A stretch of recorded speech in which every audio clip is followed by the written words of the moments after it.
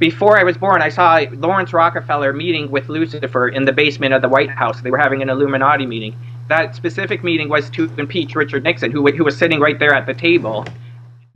This is Fritz Stammberger with Island Online News, and I'm here with Albert Venczel.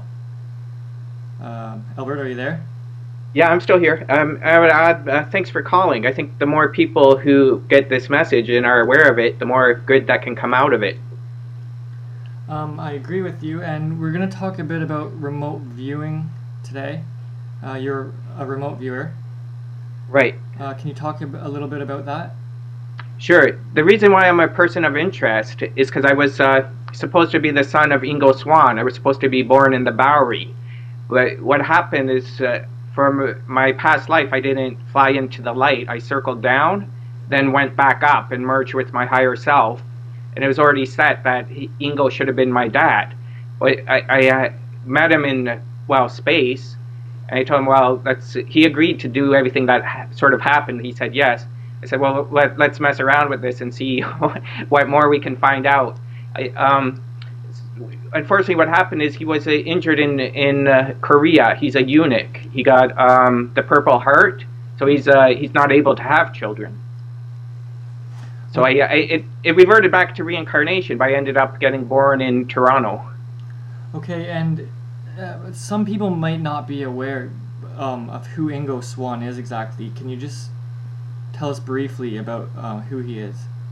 Sure, he's but most well known as the father of remote viewing, which is sort of how ironic. But he was a natural born psychic, and he was part of a group called the Avery with Dr. Hal Puthoff and Jacques Vallée. They started in SRI in the 1970s, and then it later becomes the Avery, where the boss is the Colonel John Alexander.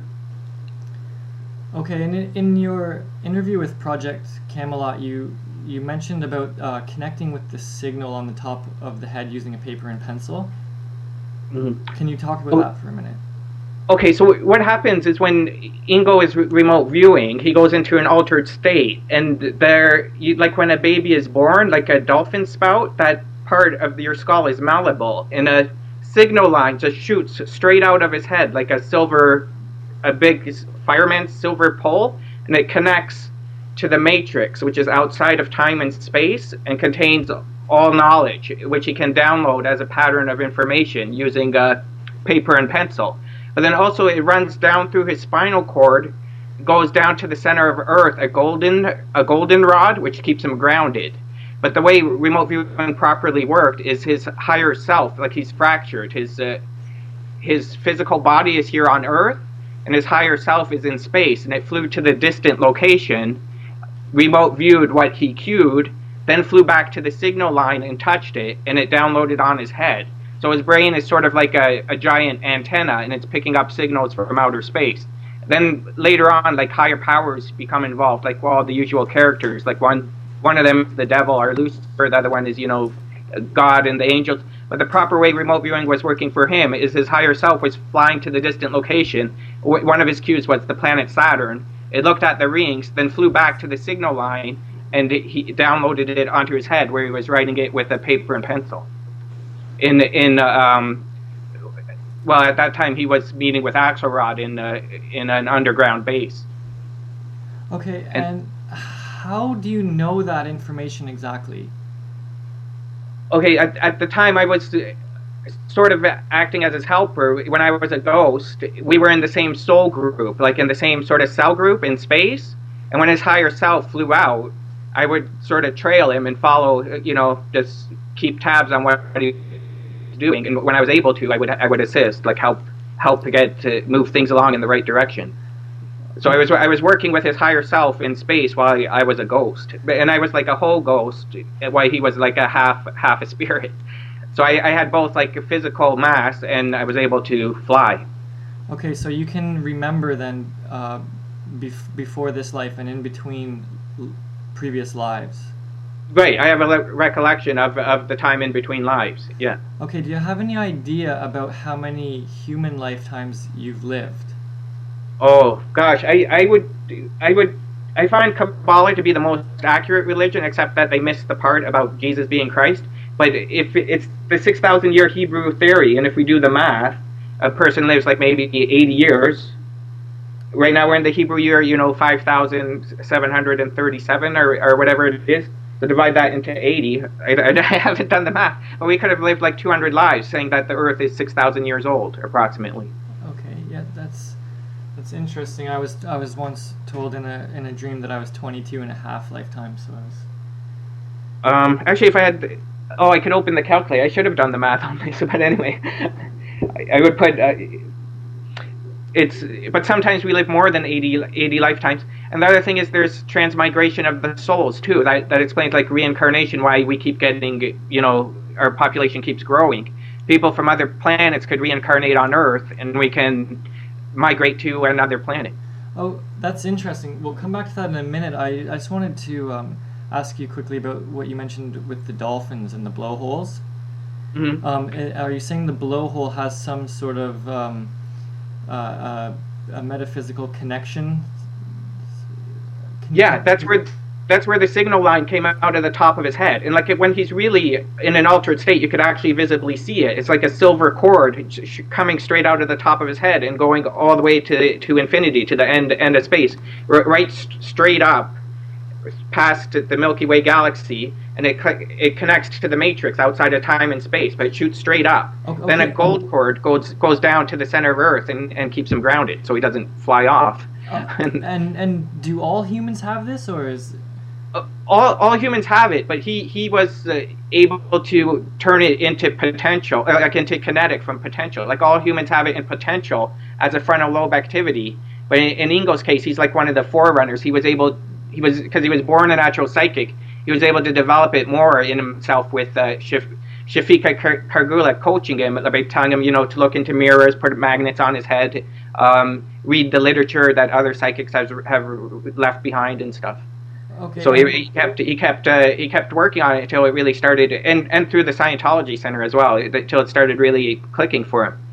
Okay, and Shafika Kargula was who? That was his mentor. She also lived in New York at the time he was in the Bowery, and she was also has ties to the intelligence community. She's a doctor, an MD. She worked in psychiatry, but he mostly knew her through the connections to the intelligence community. And he was at the same time like CIA, NSA already. He was already part from Korea or in the intelligence community, and they met in New York.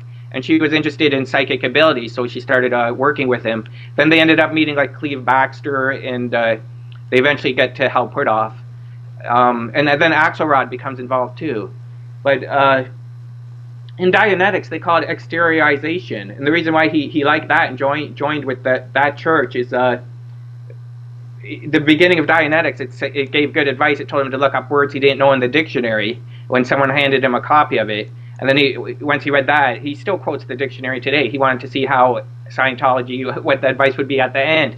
And once he got past OT3, the Wall of Fire, and they told him they believed in aliens and stuff, which is what he already believed, he at that time he was into it. But now he's sort of distancing himself from Scientology. He doesn't want to give any more credit to the place. But he changed the term from exteriorization to remote viewing and started to personalize it to his own experiences. Interesting. Okay, and you also mentioned a lawsuit against Robert Bigelow with the free energy. Yeah. And can you talk about that for a minute? Sure. This is one of the parts where I got involved. Is the Avery have been remote viewing zero-point energy since the 1970s. That came through Ingo Swann. At least twice he made contact. Once was aboard the Free Winds when he was trying out for his Sea Org, and it's linked to a traumatic event. But he made contact with the other side, and I went to the other planet, took a textbook called Is this the planet 200 miles out? Yeah, it's at least 200 miles out. But when you're flying it, you can go there instantaneous. It's like a combination of flying and teleportation. Okay. And a librarian there gave a textbook to help the Earth on zero-point energy.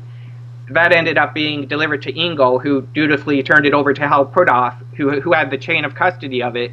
till Robert Bigelow and John Alexander got it. Like right now, it's in the possession of Robert Bigelow, who's the guy from NIDS in the Bigelow Aerospace, which appropriated half of NASA, and John Alexander moved to Las Vegas to be close to him. And it's also he also is the casino operator. It's the same Robert Bigelow, but I'm sure a lot of your listeners have heard of him.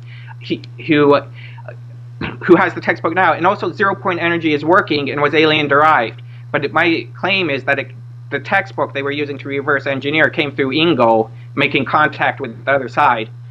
Okay. It was the physical object, which is a textbook that he turned over to Hal Puthoff, that Avery's been using. Do you know what race of beings would you say that was, where that information originated from? Well, I would say they're at least a level 1 planet. On their planet, they're giving away 0-point energy for free. They've solved all the problems like war and poverty. They don't have anything like that, and they would pass for human. Like the lady there was a librarian, looks just like any brunette woman here would on Earth, except she's smarter and stronger. They're more advanced and civilized than us. Okay, and she doesn't cure cancer and all that sort of stuff. And they're not flying over a concrete jungle. Like their vehicle lifts up at 200 feet in the air, and they're flying over all greenery, like where we're live in a concrete jungle with all sorts of bad stuff going on. And so what part exactly did you play in helping to facilitate this technology transfer? One of the cues he put early on with Shafika coaching him was Victor Marchetti's book. He was trying to get the deleted lines from that book he wrote on the CIA. He was writing the first line of it. Then at an unconscious level, I was downloading mathematical equations onto his head about 0-point energy. And then he was like getting burnt out, so he just threw the pencil in the air and he went out to smoke a cigar. He gave up on it. So there was no point for Shafika to go get feedback from Victor Marchetti to see if he got the deleted lines right from his book. But then eventually he came back to it, but he said he knew there would have to be another way to go about it than trying to use a paper and pencil to get mathematical equations on 0-point energy. So there was like more than one agenda going on. The cue he framed was with Victor Marchetti and Shafika Kargula, and then at an unconscious level, I was slipping things in about 0-point energy on the top of his head, and he eventually threw the pencil up in the air because he was getting burnt out, and he went out to smoke his cigar. So, do you still have that knowledge of the 0-point energy? Oh, I read the textbook, but I also have it like a mind filter or a mind block on. So I like if you ask me, what's the Dirac equation? I can't write it down on a paper and pencil with you unless I go into sort of a hypnagogic state and the hypnotist tries to bring it back. But I did read the textbook before it ended up going to Hal Puthoff. Interesting. So, are you doing remote viewing? What are you working on these days? I really like the idea of opting out of society, like Arthur Menard's Free Man on the Land Society and that sort of stuff. I like finding practical ways to fight against the Illuminati and Bilderbergers, but I like joining in X conference, an alien event that's going to happen in Los Angeles. If I had enough money, I would be going there now. But I registered for X conference this year, 2010, the Steve Bassett one. And I'm just going to keep plugging away at it until, the world is a better place and the Illuminati's been destroyed. Like there's no doubt that they're the epitome of evil. They're trying to control us from cradle to grave and make us into slaves, like indentured servants, like they have been all throughout history. And people are now just starting to wake up to it and try to reclaim their sovereignty and their rights back. I agree with that. The battle, for the soul of man, as you said in your other interview. So with the Illuminati, do you do any remote viewing to gain information about the Illuminati? One of the characters is the devil, and he's not just the god of this world. It's his job to reincarnate people. Like at the end, I was wrestling with him. He waved his hand and made a portal in space, and I fell into it and got fractured. Like a ball of consciousness falls into the woman's womb, and you go through You have to go through the birth process, which is the most traumatic event you live through, is when your adrenaline is the highest it ever will be on Earth. So you've already lived through the bad stuff.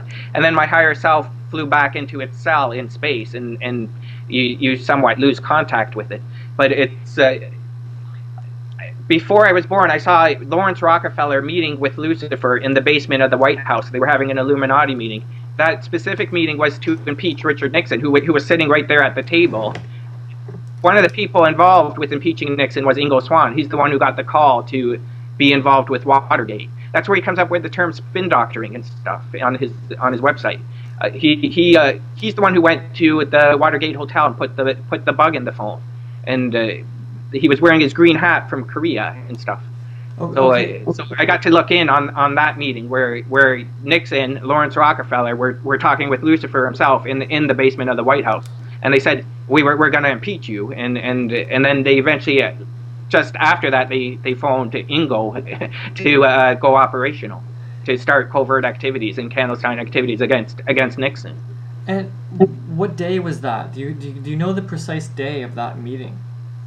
Oh, it would have been 1971. So that's, yeah. I don't have the precise day because I wasn't, like, I was a ghost, so I wasn't wearing the wristwatch. But they're able to time travel. Like, time travel wasn't anything for the devil. We flew forward to 9/11, then would fly back to 1971 Earth time. You'd fly east, you'd be in the past. You'd fly west, you'd be in the future. And then another thing that becomes very significant to Ingo's life is 9/11, which he did have foreknowledge of, and it was just, out of his league to prevent. But it is preventable. The future is preventable, or changeable.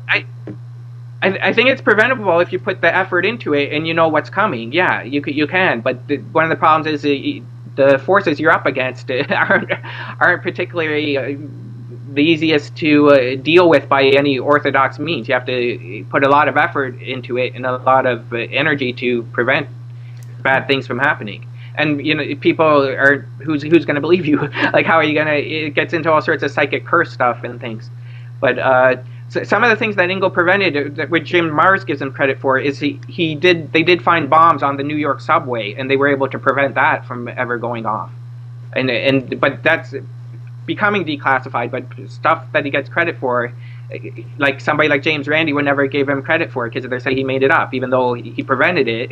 It was preemptive. But how are you going to prove it with the psychic curse kind of stuff? Or somebody like James Randi saying, well, how does he know that you just made that up, or it's a red herring? But so it's sort of it's like a psychic curse kind of situation. Right. It's like a false positive remote viewing. Is what yeah. You called it. Yeah. He's like in a catch-22 situation. He prevents something bad from happening. Then James Randi's going to say, well, that was a red herring, you just made it up, how do we know it was going to happen anyway? Let's prove it. And sort of stuff. So, yeah, but yeah, go ahead. One of the things he did prevent was the bombs that they found on the New York subway from remote viewing. Interesting.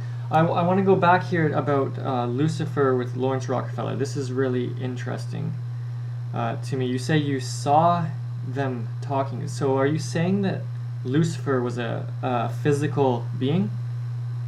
Correct. He's able to change the way he looks, but he flies right through the roof of the White House, landed in the hallway of the basement, and then this alien, also posing as human, dressed in a white tuxedo, wearing black Ray-Ban glasses, jumped up from the table and went to open the door for him. And everyone there treated him like the boss. They called him the boss. And same thing at Bohemian Grove. When they're worshipping that owl, he flies right down from outer space or from the heavens and lands on the head of the owl, and they offer him like a blood sacrifice, like he wants a blood sacrifice every once in a while. Laurance Rockefeller and the usual suspects, that whole cabal, it's not a secret to them. They keep it a secret, but they know very full well that it's the devil they're worshipping and that they are the epitome of evil. They sold out for the money and the power, and then they made a deal with. They got the money and the power, but they're going to lose their soul. And Lucifer knows his fate is sealed. He's going to end up being burnt in hellfire, and there will be nothing left with him but a pile of ash. And the same will be for the people there at the Bohemian Grove, who are... Some of them are aliens posing as human, and the other ones are just humans who sold out for the money and the power. The Laurance Rockefellers, the Alan Greenspans, the people from Goldman Sachs, and that cabal of secret societies. And what kind of power do you think Lucifer has? Is it the sort of the classical idea of what the Bible and the church says, or what kind of power does he wield realistically? Well, yeah, he is claiming to be God of the universe. So he wants to, like the Temple Mount in Israel, the 250 by 250 is the dwelling place of God on earth with a capital G. And the devil got kicked out of heaven because he's making a claim for that throne. He wants to sit on that throne and wear the crown and, control us from cradle and grave. They're called like the controllers. But some of the power he has is you can make a deal with him if you're evil enough, and he delivered. The devil's a gentleman. He never threatened Laurance Rockefeller. He keeps his end of the agreement, and the human agent enters into it. Like Laurance Rockefeller is the owner of the Federal Reserve and the Rothschilds because they're getting their power from the devil. That didn't just happen, because you see that Rothschild, even though he has all the money and power in the world, he's following a hidden agenda and ulterior motive. He's not stopping. They're going for the Temple Mount in Israel. They keep moving forward with their hidden agenda, which is devil worship. But yeah, the devil will keep his end of the agreement. He gave them the money and power, and they're willing to work for him. They're the epitome of evil. And you witnessed this conversation with between Lucifer and Laurance Rockefeller. Can you give any sort of information about what that conversation contained, or what was said? Yeah, I can. They're very legalistic about it. There was a whole stack of dossiers put in front of Laurance Rockefeller, and he signed his name to it on the dotted line. One of them was the global warming hoax, that the hole in the ozone layer was caused by atmospheric nuclear testing. And at that time in 1971, Laurance Rockefeller gave the offer. They're very legalistic about it. Signed the paper to order the United States government to send up a plane and set off a nuclear bomb above Alaska. And then now they're committing their global warming fraud and hoax, as like David Icke exposed. And Al Gore is trying to get the money off of carbon credits for it. But that was all contrived and arranged behind the scenes at that meeting there. One of the things was the global warming hoax they were talking about, which Laurance Rockefeller signed a bunch of papers on. And the other one was to impeach Richard Nixon, because Nixon covertly was making a move to kill Laurance Rockefeller, and it got stopped dead in his tracks because the devil intensely watches us from space. He listens to all our conversations. So it goes like way beyond Project Echelon. People, like demonic entities, report back to Lucifer what we are doing here on Earth, and then any sort of good thing that comes out of it, he stops dead in his tracks. One of the things they stopped was Nixon's clandestine activities to assassinate Laurance Rockefeller. The devil, a demonic entity that was attached to Nixon, flew to Lucifer in space, told him that Nixon's planning this. Then he called for an Illuminati meeting to be in the basement of the White House, and they confronted Nixon that, hey, we're going to impeach you. You won't know when, you won't know how, but we will impeach you. Then the person sitting at the other end of the table handed Nixon a handkerchief, and he started wiping his brow to wipe all the sweat off it. But they never threatened him at that meeting. They and just who else was at that meeting? The devil sat at the head of the table. Then to his right and left were two aliens dressed in white tuxedos, were wearing black Ray-Ban glasses. Then it was Laurance Rockefeller was the next closest. At the other end of the table was Richard Nixon, acting as the President of the United States. So I would suggest that, like, one of the seats, there's like 12 men sitting around the table who rule the world, that one of them is the President of the United States. And I would think the other person was the chairman of the Federal Reserve. Unfortunately, they didn't do a roll call of their names, but they all knew each other. But it would be, one was Laurance Rockefeller, the other was Richard Nixon, that I'm sure of. And then there were the two aliens in white tuxedos and Lucifer himself. And then at the other, it would be people like it tied in with the Federal Reserve. So you're saying that if, to research and follow the Illuminati pyramid, so to speak, up towards the top, you believe that directly at the top of this pyramid is sort of this group, and you think the president is involved in the the highest level here, and the Laurance Rockefeller, and And you think, and so they directly report to Lucifer himself. Correct. And the Rothschilds. There were 12 men sitting around the table. They were all males.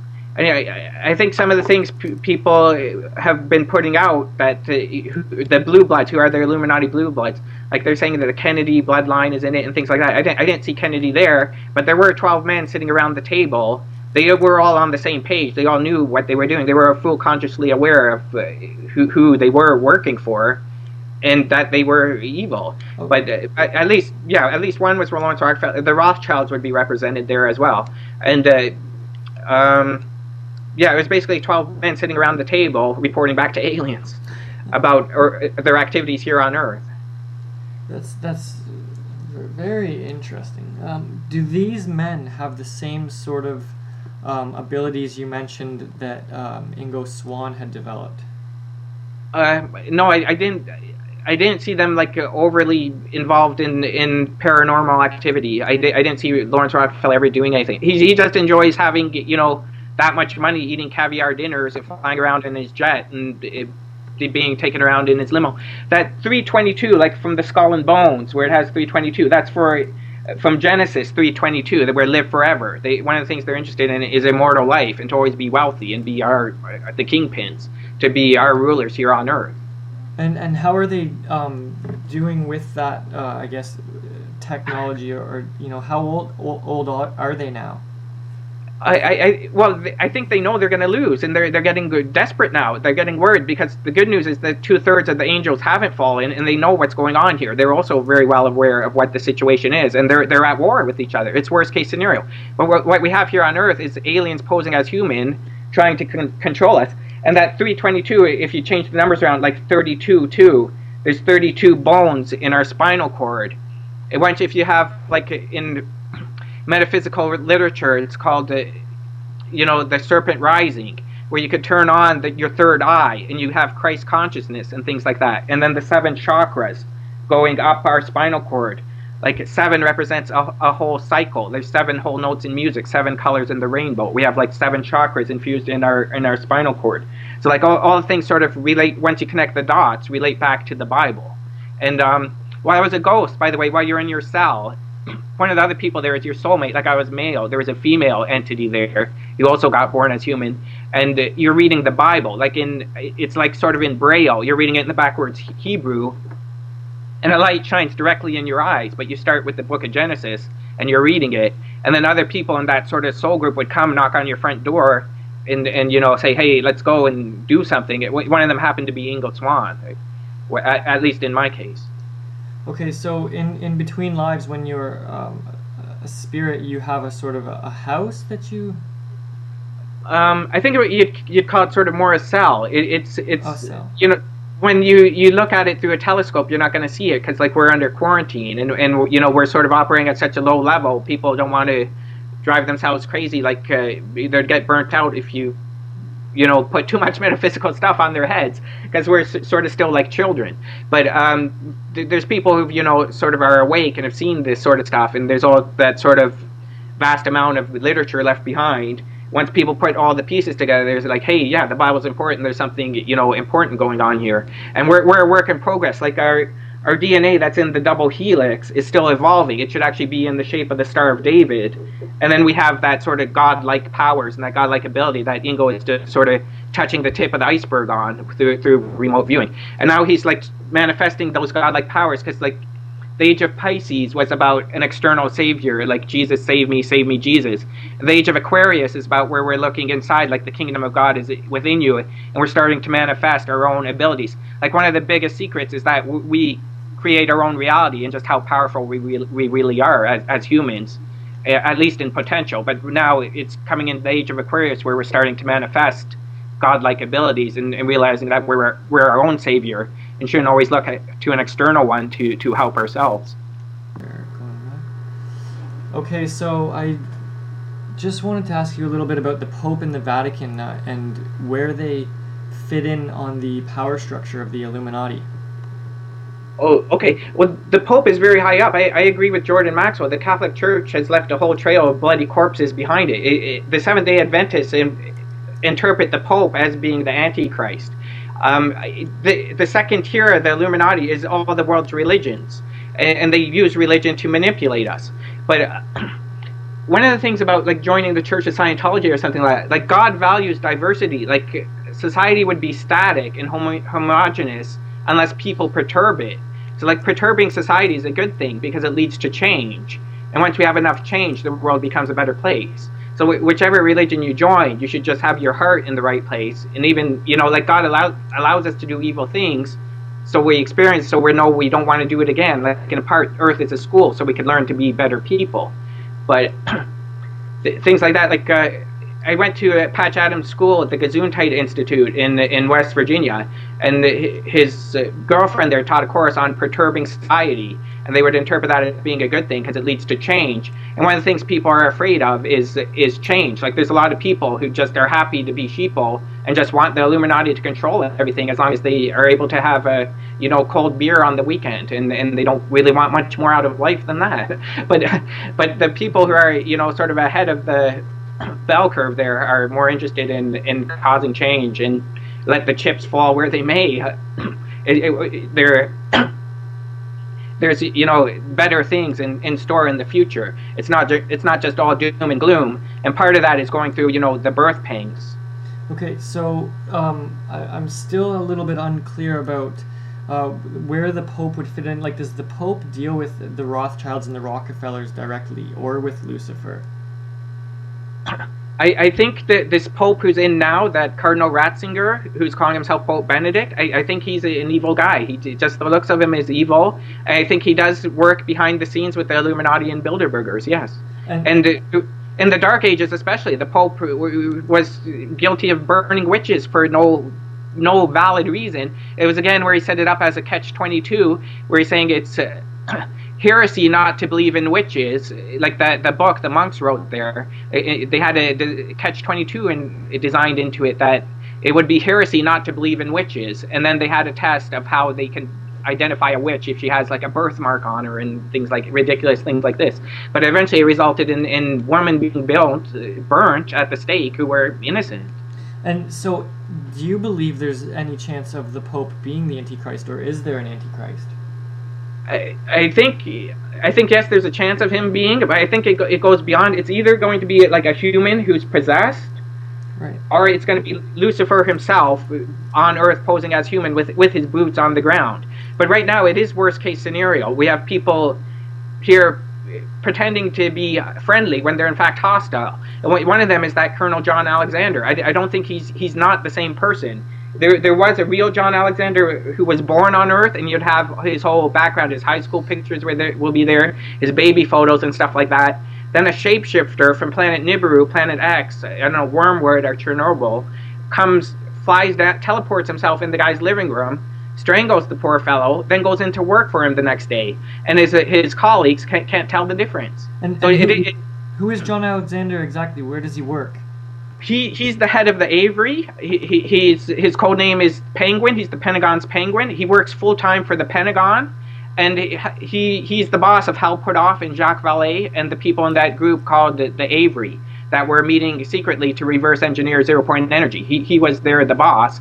And Alexander is one of the people who works directly for the devil, reports back directly to him, and controls humans here on Earth. He's a controller. And he's the person who moved close to Robert Bigelow and is now working through him to get their dirty deeds done, like dirt cheap. He's one of the bad guys. I confronted him at the 2006 IRVA conference and accused him of this directly to his face. He gave me the look of death because there were other people there. He turned around and left. He walked out down the hallway and went out the front door, and he was gone. One of the things, the reason they called him, one of the things he knew about was Virginia Tech. I picked that up in remote viewing. And the other thing he knew about, which was handed to him in writing with witnesses in a whole remote viewing file on it, was the tsunami on Boxing Day that happened in Sri Lanka. So both of those things John Alexander knew about. He didn't prevent. In fact, quite the opposite. He wanted it to happen. He behind the scenes may have been, pulling the strings for that Sun Wee Choi to shoot those people. When I told Ingo about this, one of the things he said he would do was put penetration to sold out, which if you go to his website, penetration is all crossed out and it says sold out. Then he said on Sherry Schreiner's website, the Watcher Files, he would put pictures of 2 Sunwee Choi's, and then underneath that it would say rare PDF copy of Penetration by Ingo Swann, so I would know that he did it. But yeah, one of the problems is reporting that sort of stuff from remote viewing, like future warning stuff, and then reporting it to John Alexander is you're putting it directly in the hands of the bad guy. You're just giving yourself a migraine headache in the morning. It's like a nightmare scenario. Right. So are you, these different people that you mentioned, are they aware of you? Are they aware of what you're doing? Yeah. NITS has been here. Alexander and Bigelow flew out to Toronto, where I live, and just down on Bloor Street, which when I go out my front door, it's just a 15-second walk from where I am. There's an NSA building. In front of it, there's always these black SUVs parked with the dual Canadian-American flag, and it has like Homeland Security on it. And then the RCMP CSIS limos that says VIP security on it. That NSA building, it has Wackenhut security at the front door, which Wackenhut is the same security at Area 51. That's one of the dead giveaways, that it is like a NSA safe house. And it's the same place where they housed Salman Rushdie when he had the jihad against him, the fatwa against him for saying stuff about the Quran, that the Quran is a dream and stuff. But that was where Salman Rushdie was living. And it's the same place where Robert Bigelow and John Alexander keep a working office when they're doing stuff in Toronto, when they use Toronto as a test city for SARS and spraying chemtrails, and they're always landing their black helicopter there and then driving around in these black SUVs they tend to drive around in. Okay, chemtrails. That's interesting that you bring that up. What can you tell me about chemtrails? This is a subject I'm really interested in it. Yeah, I think they're definitely spraying us. I mean, I don't know what their motive is, if it's to dumb us down or to, make us, who knows what they're really up to, or if it's part of the global warming fraud or something. But yeah, they're definitely spraying something, and the people who know about it, their lips are sealed. They won't talk, they won't say. But I can't imagine it's good for our health anyway. And are you able to remote view chemtrails, or to find out more information about them? I never put it in a queue. One of the problems is because like who are you going to report it to, and you could end up getting yourself in more trouble than you're more hot water than you want to be in, because John Alexander is just not the person to be reporting it to, and he's posing as the authority in the Pentagon, and there's people there who trust him, and the people at the IRVA, he's on the IRVA board of directors, like where I was reporting stuff to Paul Smith and to people there, and they would go and tell it to Alexander, and I'm saying, well, this is this is not a good situation. So a lot of stuff I don't touch. Like the one I did pick up on was Virginia Tech and the tsunami at Sri Lanka, which did get reported and wasn't prevented. So it's getting you go for worse, it's going to become worse. Like it goes from worse to being worse. And now I can talk about John Alexander now because he gave me the look of death in the hallway there at the IRVA conference. So there's no reason really for me to hide now, because he already knows who I am, and I've already declared hostilities against him, that I am not friendly with this person, if you could even call him a person. Mm-hmm. And you say who do you report this stuff to? And that's interesting. And like, is there anyone or any beings that we are able to report anything to that can help us in any way?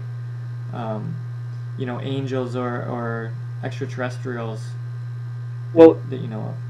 Right. First of all, I think every Christian is an angel and saint. So I think places like Project Camelot and Carrie Cassidy and Bob Ryan are doing a lot of the heavy lifting to make people aware of the situation. And once people wisen up to it, we can better defend ourselves against it and come up with better strategies of how to, have our politicians impeached, because a lot of them are in with the cabal. Like there's a revolving door between business and politics. And here through the Island Online News, making more people aware of the reality of the situation of what's going on. One of the things that the Illuminati is afraid of, are the Bilderbergers, or the powers that be, are afraid of being exposed, because they know they're evil. They're trying to keep it a secret. So it'd be our job to expose them and somehow try to get them out of power and try to get more good people in power. But one of the times where I did have divine intervention, it was from Gabriel. And she is the occupant of the mothership. She flies in like a circular large mothership. Those black triangles that people see and are reporting, those things are demonic. I would keep my distance as far away as you could get from them, from anything that's a black triangle. A triangle is also a sign in occult literature as being a symbol for religion.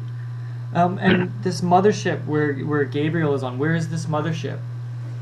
At the time I saw her, like after I saw the second contact incident that Ingo was involved with, was the Apollo 14 mission, where Edgar Mitchell's ESP experiment, right. And they made contact then. Then Edgar Mitchell at that time knew about 9/11 because that was contained in the contact incident message. It's also on videotape. When Apollo 14 landed, astronaut Mitchell, Captain Mitchell, reported it to a general at NASA where they had a briefing and they played the video. Then that general that Mitchell was talking with was replaced by a shapeshifter. After I saw this happen, I went back to the dark side of the moon, threw a meteor at it. Like there's an underground base there, which Ingo remote viewed, was hired by Axelrod to remote view. And he comes up with terms like predator looking at a prey. And what it was shapeshifters coming down and replacing humans. After I saw that happen, they've been identified as being the epitome of evil. I went back and attacked it by throwing a meteor at it. That was just deflected. Then they fired a laser weapon at me as a ghost. Gabriel made one of her rare appearances where she just appeared out of nowhere, grabbed me in a tractor beam and threw me behind her ship. The laser beam hit the belly of her ship and pieces of metal went flying off. And then she fired back with a laser weapon on them. And then that alien base, which is on the dark side of the moon, got set on fire. And there's nothing left of it by a pile of ash. That shapeshifter who Edgar Mitchell couldn't tell the difference between his friend was teleported back up on the dark side of the moon, and he got set on fire and turned into a pile of ash. So they are at war. Gabriel is at war with these demonic entities. So this is very much like a physical and sort of spiritual battle that's happening at the same time? Correct. The war broke out in heaven, and now it's being played out on earth. And the war is over us. We're caught in the middle. It's our soul they're fighting over. It's us they're fighting over. We're the reason the devil got kicked out of heaven. He doesn't like us. Even though he posed as a gentleman, he's a trickster. He will, he act as a gentleman and keep at his end of the deal.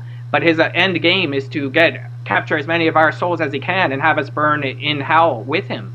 People like Rockefeller and Rothschild, there's just no place for them in heaven. They're just not going to be saved. It's just not going to happen. They've crossed the line, and they're lost. There's no hope for them. So even if they were to fully sort of repent, you're saying there's just no forgiveness for these people for the things that they've done? When I had my meeting with the creator of the universe, the devil escorted me to the edge of space and time, and God, the creator, represented himself as an unconditional cloud of love that I was, enveloped in. When I had my opportunity to talk with him, I asked him, "Will you save the Jews?" After a pause, his answer was no. And then I also asked him if I would be saved, and then after a pause, he said, "I am saved, and that I'm protected." So I'm sort of comfortable now on Earth talking about this sort of stuff to anyone who's willing to listen. That's interesting. Did you happen to ask God? I'd be interested to know anything you asked the Creator, but specifically about the Earth and why the Earth was created.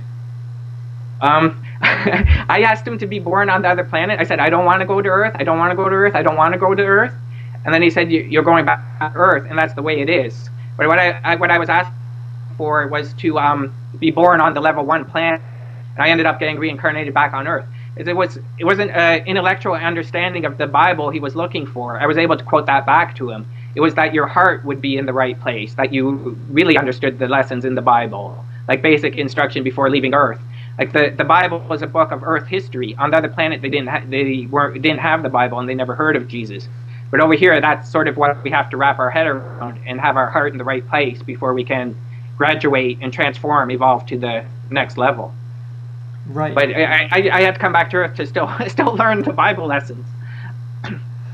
So I've read in some of Stephen Boston's work, I'm not sure if you're familiar with him, about Genesis talking about repairing the Earth after a period of destruction rather than the original creating of the earth. Do you have any comment about this? I think the Battle of Armageddon. It's New York City which burns, and it's Toronto which burns. Why the Messiah does that is to put an end to sin. Like people just as much as people would like New York City, it's Yonge Street is the city of sin. Like you can buy women there as sex objects in a rub and tug in a massage parlor and things like that. Like even though some people are operating at a low level and sort of society kind of wants it there, it's not like Christ comes back and he's on fire to put an end to sin. And if the people who are used to be sinners, they're just going to be on the wrong side of this equation. Better to start pulling our stocks up forward with it really going on, and where we're going to end up on Judgment Day, and what our quality of life is on earth. It's heaven or hell, depending on what you make it. Okay, and so heaven, or like, what becomes of the people that sort of after they move on from the earth? Do you know about that? Well, I think there's all sorts of possible combinations and permutations, like all sorts of scenarios going on. Like you can, like someone like Buddha doesn't have to reincarnate back to Earth, but because he took the bodhisattva vow, he comes back to help other people. But he's already in nirvana because he already is enlightened enough that he's not going to be a sinner. Like Christ can trust him, the higher powers trust him. So one way we can get out of this, sort of out of being trapped in the matrix, is till we evolve to, Buddhahood or Christ consciousness, and then it's not necessary for us to be reincarnated, or we turn earth into heaven, as above, so below, and God lives here, Jesus lives here, he's linked his fate forever with that of humanity as the ultimate, political leader, and everything is kosher, so to say. So one of the ways there's at least two possible ways we can do it. We can evolve personally ourselves and stay in heaven, not have to come back to earth, or help the earth here to turn into heaven. And that involves like a lot of the stuff that Laura Magdalene talks about, that the feminine divine feminine, and feminine rising, that they want to have females that worked on an unconscious level to want to bust up concrete and plant organic gardens for the health and wellness of Mother Earth and the diet and exercise of its citizens. So that's where like the Illuminati fail, because someone like Laura Magdalene, Ike's granddaughter, she didn't go for alternative 3. She said no, kindly refused Halpertoff's offer to go live on Mars with the elite and the blue bloods and leave humanity to wallow in their own filth. She decided to stay and do organic gardening. So like at least in her little corner of the earth, she's doing what she can to turn it into a heaven. So what else? What other information do you have on Mars? There is bases there. One of the things that Halpertoff gets implicated in is that the colonies on Mars in the alternative 3, that like a question that comes up in conspiracy theory, like conspiracy is a crime, by the way, not a theory, is that like why isn't it like putting fluoride in the water affecting the Bilderbergers, like people like the Rockefeller family? Well, one of the reasons why is because they have a plan B, C, D, what have you. One of the plans is to leave Earth and live on Mars. And they would take the blue bloods with them and leave us to fight wars and just kill ourselves off. But with the good people here and everyone doing the practical things they can come up with, that can be prevented. And you mentioned also, I wanted to ask you about the 3 pillars on the triangle. Mm-hmm. What is that? Oh, okay. I was just relating back to occult symbols. Like at that time, my train of thought when Carrie Cassidy asked me a question was about the 12-step program in Alcoholics Anonymous. Like what they use on their front door is a triangle inside of a circle. In occult literature, I still would maintain that a triangle is a religious symbol, and you could break it into 3 pillars. At least as far as one of them would mean personal responsibility, that you'd have to take personal responsibility for your actions, and they're keeping score, and we're going to be judged on the things we've done. What the other 2 would be, I haven't really wrapped my head around. But I think one of the most important things is personal responsibility, and why the triangle keeps coming up and you see all over the place. And the 12 steps in AA relates back to the 12 apostles, and you think about where else you've seen the number 12 sun signs in the zodiac, 12 horoscope signs, like everything. Whenever you start connecting the dots, it eventually you have an epiphany, right, and it relates back to the Bible and stuff. But there's all sorts of At the huge table in the White House, was there 12 people at the table? Correct. Yeah. I think that you can put it that way. There's 12 men who rule the world. The 12 family bloodlines are the 12 positions they're having, like the president of the United States. But it was also mixed in there with aliens, and then people were hybrids, like the Bush family. The patriarch of the Bush family was one of the shapeshifters from the dark side of the moon. Only the mother was human, the Pauline Pierce, and the offspring is Prescott Bush. That's why he's part of Skull and Bones and becomes the director of the CIA with the Gehlen org, Hitler's spy. He was always part of a secret society because of his bloodline, because he's been demon bred, the same as the Rothschilds. They're having sex with demons and producing offspring, which are half human, half shape-shifting reptilians. The Bush family was one such family, which are hybrids. The Rothschilds are another. So from their birth, they're already groomed and coached to be part of a secret society and to worship the devil. They can't even help themselves because it's hardwired in their DNA to be like that. Is there any way to verify that information? Can you tell, like if you were to examine their physical body or something like that, is there any sign that indicates that? I think there is. I think we can do DNA testing on George Bush, and if we directly, Pauline Pierce was still alive, we can ask her who she had sex with. She had sex with a shapeshifter from the dark side of the moon, and the child she conceived was Prescott Bush, the patriarch, the grandfather of President Bush. And the Bush crime family has been exposed so many times as being evil. It just leaves your head spinning that they're still able to get away with it after it's so exposed on the internet and other places with all the evil stuff they've done, like bringing Reinhard Gehlen, hiring him away from Hitler to work and found the CIA, and to, give passports for some of the top Nazis to get to Argentina. That all came through the Gehlen and Bush's association. So these guys know that they're going to be judged on their actions. So what, I don't understand what can be their motivation, because what do they stand to gain from acting in this way?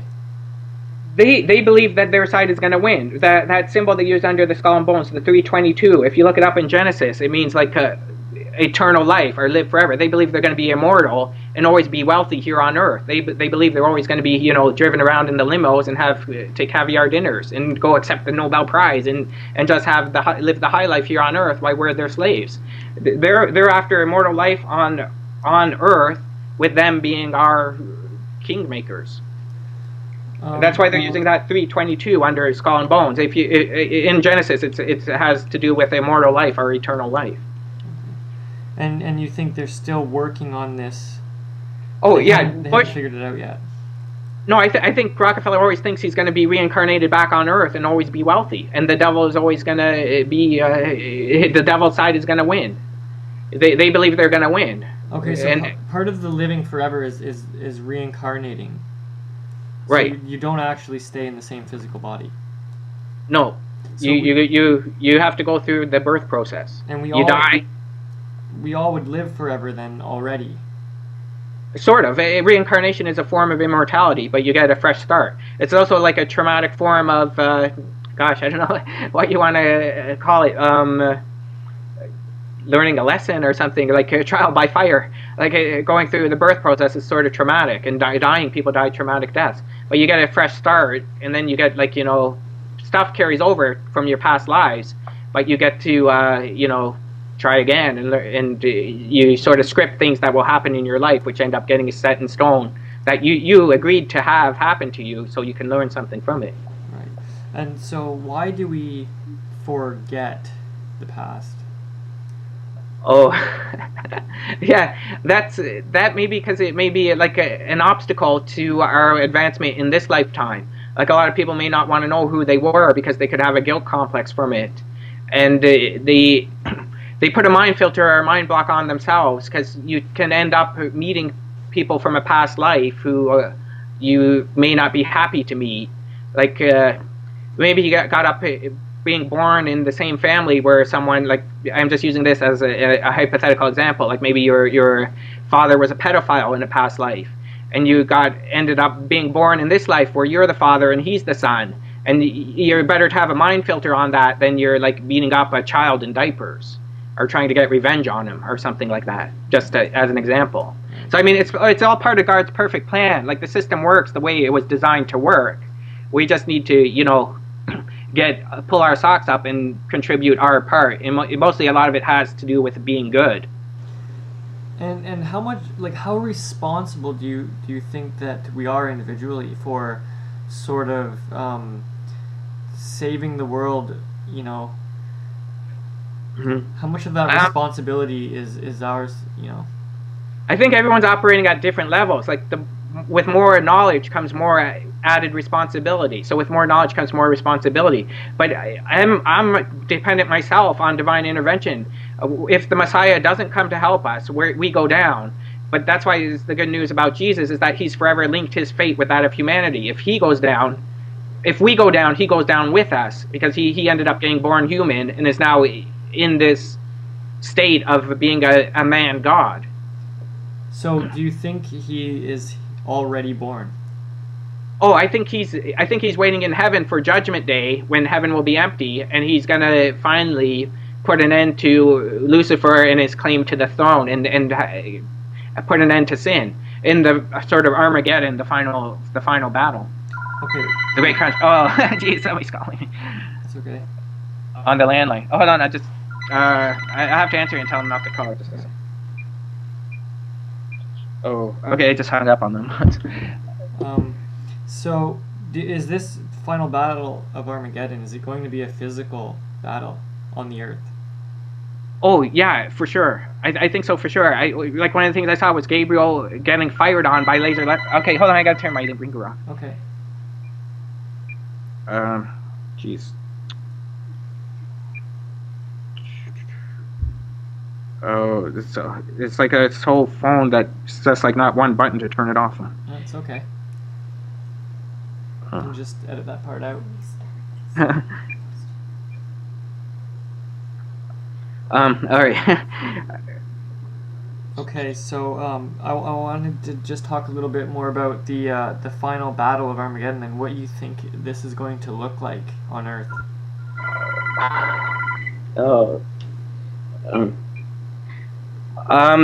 Yeah, I think it could be a nuclear war. I think there's parts in Revelation which can be interpreted as a nuclear war. There's other parts I want to get into, like in my own personal life. There's at least two people who are persons of interest who would be significant. One would be the Frank Stronach, and the other would be Murray Koffler. Sorry, Frank who? Frank Stronach, who's the chairman of Magna International, the auto parts company, and he's jet set. His like Magna's worth $5 billion. I think Stronach's wealth is worth $1 billion. When I ended up getting born, my father was an engineer at Magna, so I had the opportunity to talk with Frank on numerous occasions. One of the things I told him about was 9/11. He was very well aware that was going to happen. And he's also a friend of Bill Clinton, so he had the opportunity to talk with Bill Clinton. Like, Frank owns a private golf course. Like, there's a revolving door between business and politics. And he had all the time U.S. senators, U.S. Canadian senators, and politicians playing on his golf course, on his private property in Aurora. Frank himself doesn't play golf. But he had every opportunity there, and when he was doing a media press release, to tell them about 9/11, which he was well aware of, because this is prima facie evidence. I directly talked with Frank Stronach about 9/11 all throughout the 70s, 80s, and 90s before it happened. And one of the things I wanted him to do was to pay $2 million to the editor of the New York Times, who would take his jet and fly there and take out a full-page ad and put that in there. And he offered me $50,000, which he never gave, which wouldn't have been enough. And then I read in the paper, 2 weeks later, he pays $5 million for a gelding, which his passion is collecting racehorses. And so it's ironic that a gelding, if you know what it is a horse which also has no balls and stuff. But yeah, he could have done. I think he could have done a lot more to. I think still now he should be investigated. The Avery should be investigated. They all had foreknowledge of 9/11 and have their lips sealed. They're not saying too much about it. Like Ingo and Hal Puthoff aren't standing up on a stage to talk about it, even though they know a lot about it. And the other person is Murray Koffler, who's the head of Shoppers Drug Mart, where he got his money from. He's the business partner of Maurice Strong. He built the King Ranch Health Spa and Fitness Resort in King City, Ontario, where they held a Bilderberger meeting in 1996, where Conrad Black, the person who's in prison now, hosted the meeting, one of the Bilderbergers. And that's the property of Murray Koffler. In 1990, when I graduated from high school, I worked at King Ranch Health Spa and Fitness Resort. Also talked with Murray Koffler on numerous occasions, directly told him about 9/11. His comment was that he was going to go and tell Maurice Strong, who was the head of Ontario Hydro, then got it promoted up through the ranks of the United Nations and is now head of the climate change agenda, and increased everyone's hydro rates while he was the head of Ontario Hydro about it. And they're both Zionist Jews. Then he kicked me and said he hates Muslims. He wants to kill them. He doesn't want any Muslims living in Jerusalem or anywhere near Israel. He's far right in his politics. He's a Zionist. Who else had foreknowledge of 9/11 that you know of? One time when I was talking with Murray Koffler, the other people there was his daughter Tina Koffler and the wife of Adam Koffler. She was also present at that time. So those three would have. And Murray Koffler said he would go and tell Maurice Strong. I never talked with Maurice Strong, but I did talk with Murray Koffler on more than one occasion. And in your view, can you tell us in any sort of a summarized version of what exactly happened on 9/11 and who was responsible? Right. I think one of the people who was involved in the implementation and execution of it is the Colonel John Alexander, again, who is the head of the Avery. So I think it's obvious. It's an inside job. He put in the dustification of the World Trade Center, the pulverization of the World Trade Center. Planes don't do that. So I think who is responsible is at the highest level is those aliens posing as human. At a lower level is the false Jews, like Mossad, the alphabet soup organizations, the CIA, NSA, the false Jews posing, the false Jews trying to make the true Jews look as bad, the Mossads, the Zionists, the CIA. And then at a whole different level is the radical Islam. I'm not going to exclude them either, because they're operating at such a low level where they're partly to blame, because they do want to blow themselves up and kill off the Jews. One of the things I asked Gabriel is, did she write the Quran and transmit it to Earth? After a pause, her answer was no, she did not. It's my assertion that the Quran was a cruel joke played by a mockingbird, by a demonic entity posing as Gabriel, acting as a messenger to Muhammad, the Prophet Muhammad, and giving them a false text. It's not compatible with the Holy Bible. So was there a sacrificial element then? Oh yeah, I think the devil wants blood sacrifices. I think at the Bohemian Grove they're making a child sacrifice and they're making human sacrifices to appease the devil. Yeah, that's going on. Have you ever remote viewed those ceremonies at the Bohemian Grove? I think Alex Jones' video is good enough you could already get all the information out of there, and from following David Icke and Jordan Maxwell that these guys are evil. They know they're evil. And every once in a while, one of the things the devil, he's the devil after all, would like is a human blood sacrifice. One of their primary objectives is to cause war and to get us to do their dirty deeds and get us to do it, manipulate us into killing and shooting other people.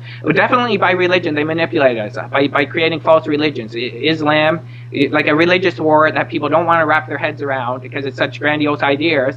And then there's all these religious fanatics like Muslims who want to blow themselves up and believe they're going to get in 72 virgins and martyr themselves, and the same with the far right wing Zionists. You think that they're God on earth.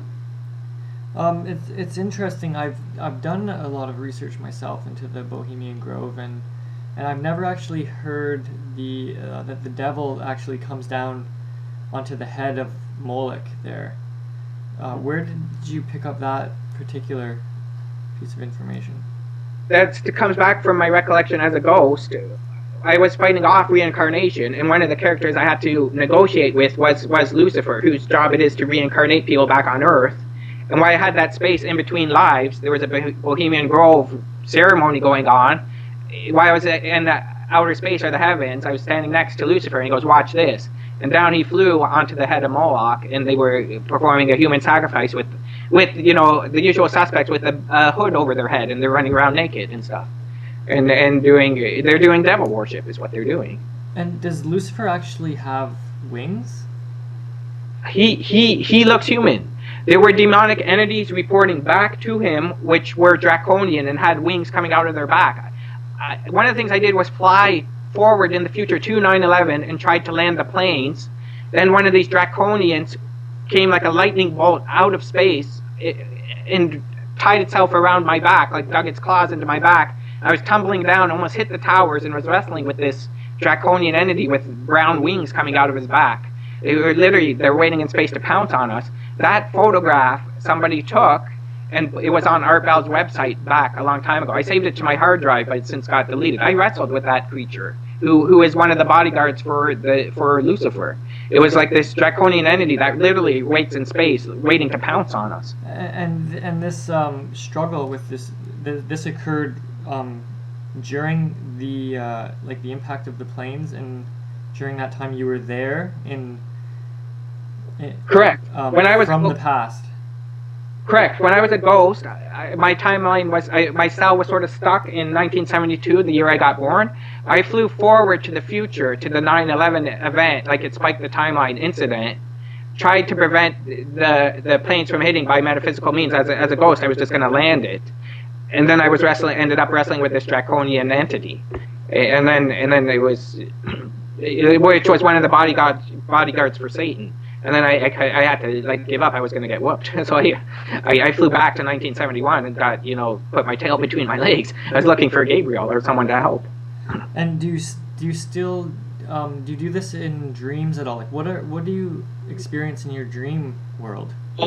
Oh yeah, I've had lucid dreaming. When some of the things I've done was you can send dreams. I've sent dreams to 9/11 happening in the future to both Ingo Swann and Frank Stronach. On one occasion, when I met Frank Stronach at the University of Toronto, one of the things he said to me was, "Stop sending me dreams." He would receive lucid dreamings that I would thought insertion is the best word for it, into their dreams.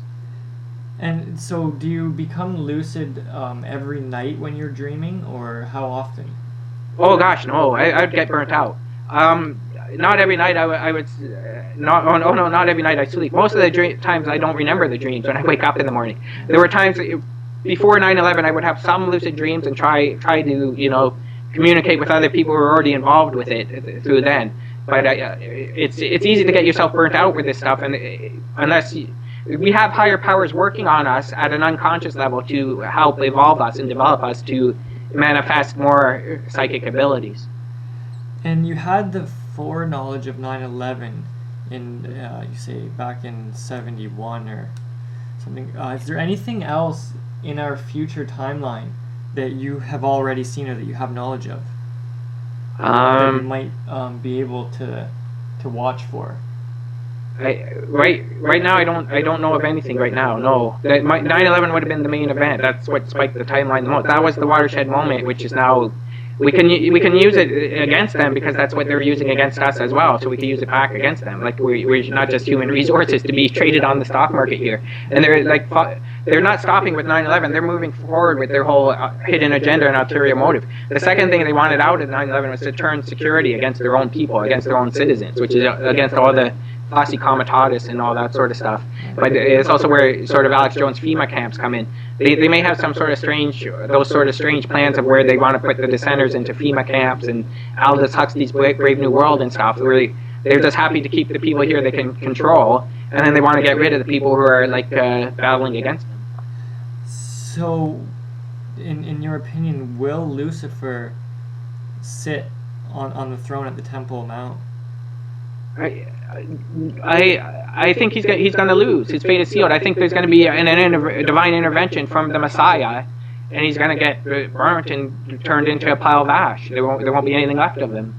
And then God will be back on heaven and earth, or the Garden of Eden, or paradise, or nirvana, whatever, however you want to say it, Shambhala. But for the people who make it, anyway, I think we are in a threat situation, and I don't believe everyone's going to be saved.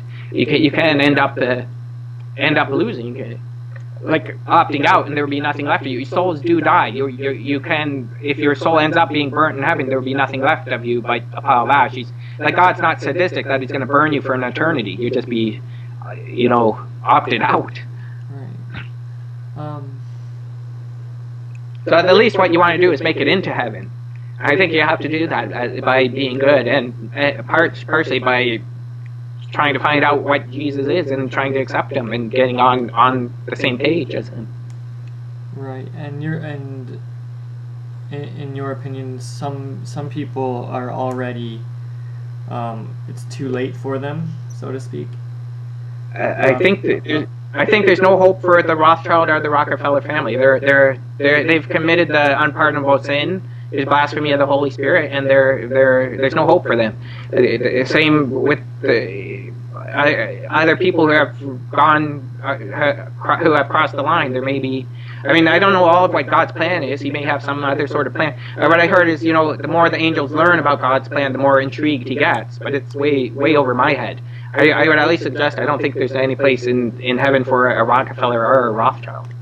And if they believe, do they believe that they know that there's no place for them and that they have no chance of redemption? That would sort of make them more evil. Yeah. It should make them switch sides and learn to accept Jesus as the Savior and Messiah. Right. I think someone like John Alexander, he trusted the devil and he followed him. It's my claim that Alexander is a shape-shifting reptilian. He knows they lose the war in the future. He's just in it now to cause as much damage as he can, and we have to do damage control. But yeah, he knows he loses in the future. He's just in it now to get as many humans as he can to burn with him. So someone like John Alexander does know that the game is up and that the jig is up. And how much longer on this timeline do you think we have? I would go to the Hebrew theory of 6,000 years. If the Messiah doesn't reappear by the Hebrew year 6,000, then all bets are off. I think there's going to be a huge increase in sort of alien activity. Like the next card they're going to play, besides the terrorism card, is the alien invasion. It could be the Project Bluebeam, faking the second coming of Christ.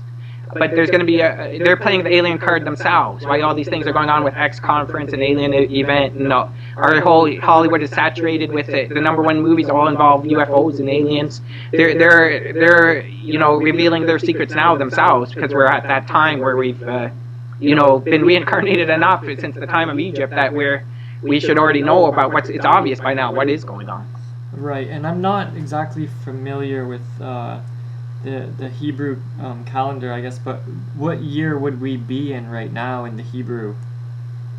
I may not have the exact date, but I think it's something like 5,737 is the Hebrew year now on current Earth time.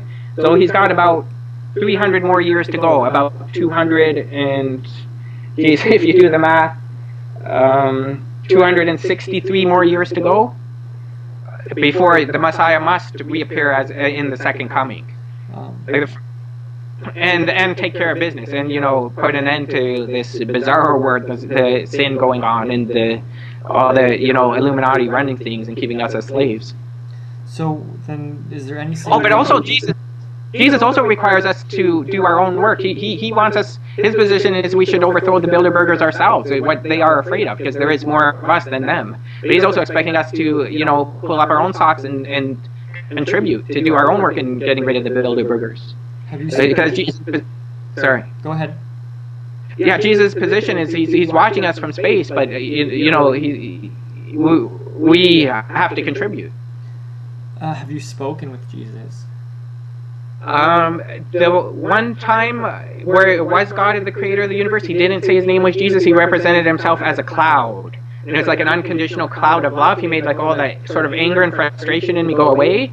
And then we had sort of like a conversation, but he never said he was Jesus. The one who I met with was Lucifer. He was the one flying around between galaxies and solar galaxies and had the job of having to reincarnate me. But I didn't meet Jesus in outer space, no.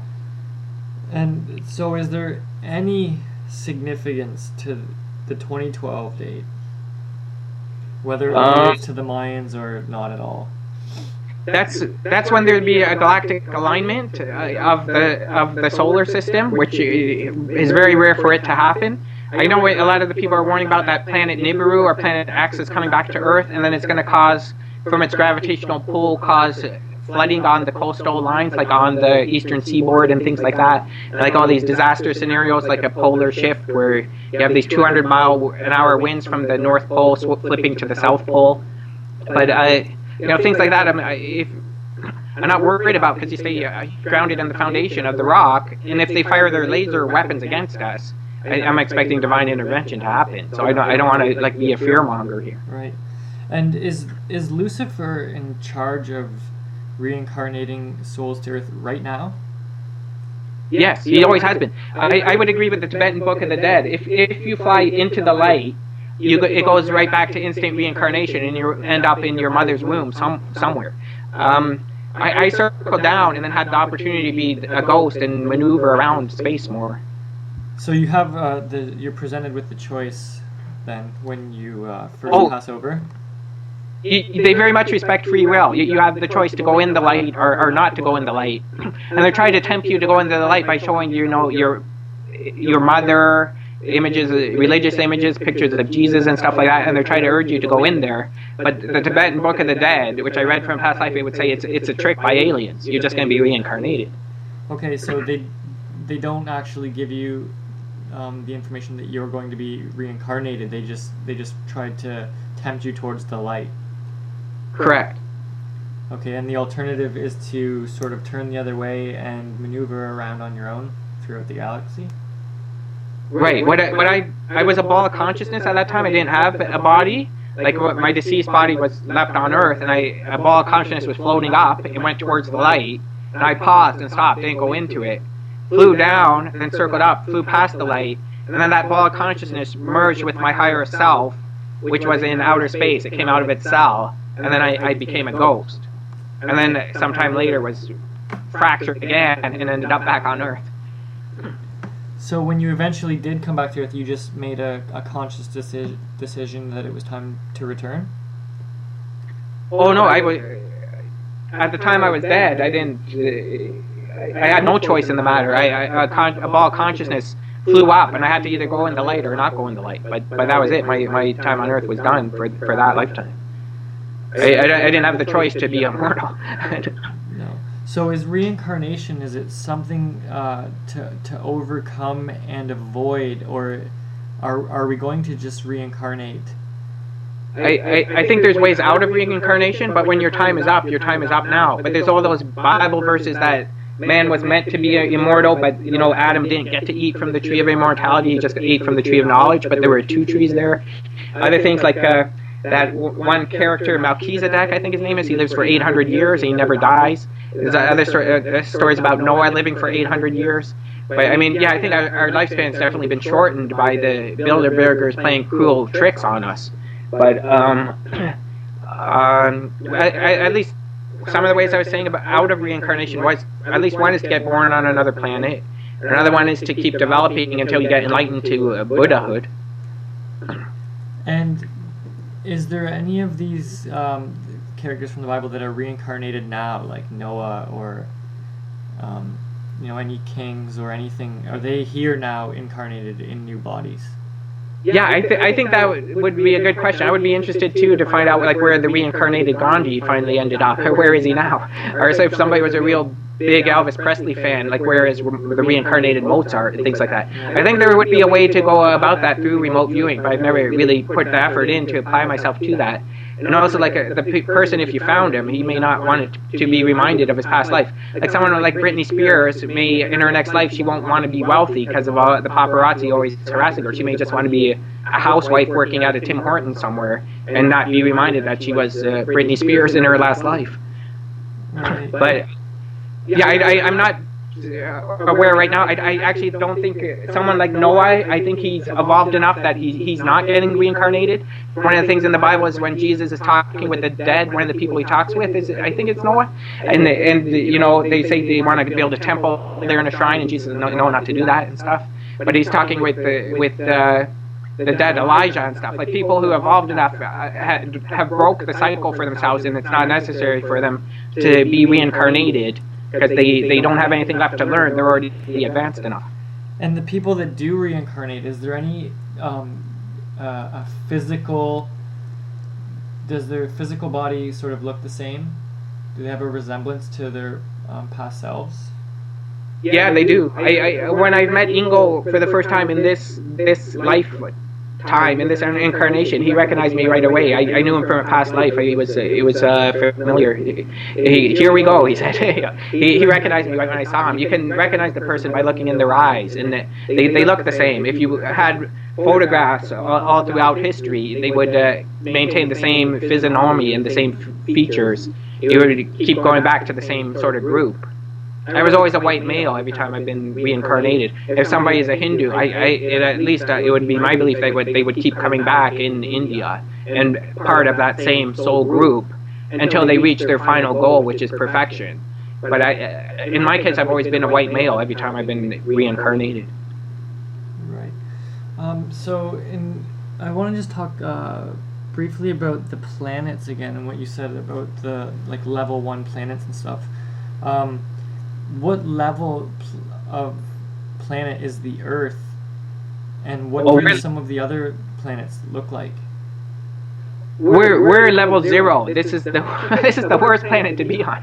We're using fossil fuel as our means of transportation. This is by Michio Kaku's rating system. We're at level 0. We're operating at a very low level. We're always at war. We speak different languages. Right now, that's where we're making the sort of shift to become a level 1 planet. We don't know that aliens are real. Like, a lot of people just working around, just interested in money and greed, and you know, they don't want to hear the reality about aliens and things like that. And you know, they just want to make money off of selling oil and going to war. On the other planet, all those problems have been solved, and they're way more civilized, way more advanced than us. They wouldn't be cutting down trees to make paper and all that stuff, like how we're destroying our environment and just making a mess of things. Right, so we've sort of been destroying the Earth a little bit, and we've actually kind of brought it down a level, in a way. Well, also in another way, we're also off the hook, because a lot of the problem is the devil being the god of this world. Because we're the humans, all eyes are on Earth. Like, this is where the real battle is going on. If we make it through, we'll also get the most rewards, because we have to live through the hard stuff. Right. Is there anything else that you're kind of hoping to discuss? Well, I think that's a lot. I think we got everything out there. I think that's been a lot. It's a lot of information, yeah. Yeah, I mean, partly I'm afraid of losing people, because once you talk too much metaphysical stuff, a lot of people, you've lost them already at the start of the conversation. A lot of people just don't want to wrap their heads around it, because it will give them a migraine headache. Right.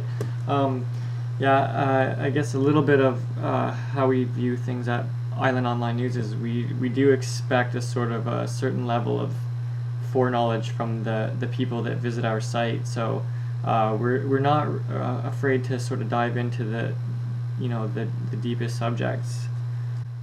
Okay, well, yeah, I think at the very least pressure should be put on the Avery to be investigated, and I think Stronach and Koffler should both be brought into it. It's sort of annoying that they're keeping their lips sealed when they do know a lot about what happened, and they've never been properly questioned or investigated on it. So, I mean, I don't know, we gotta just keep plugging away at it. Mm-hmm. And we will. We'll keep plugging away at it. All right. Thanks again, Albert. All right, I'm gonna X out.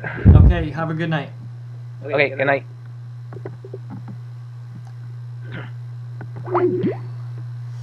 This is Fritz Stammberger for Island Online News, signing out.